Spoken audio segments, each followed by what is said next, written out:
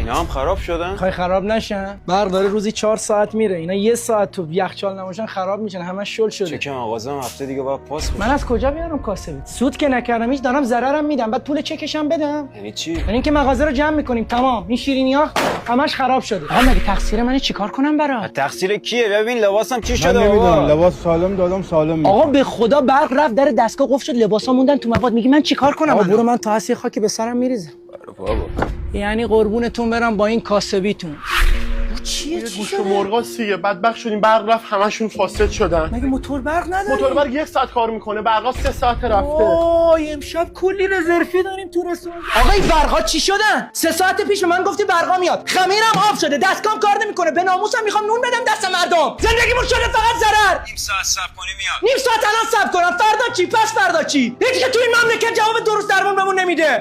اینا فقط چند تا فریمش بود. اگه میخواستم ادامه بدم این ویدیو میشد 2 ساعت.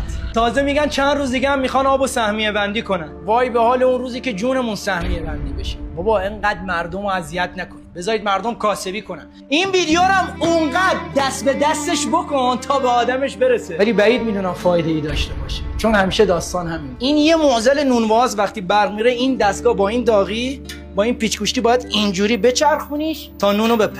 ببین چه زندگی پختین واسم.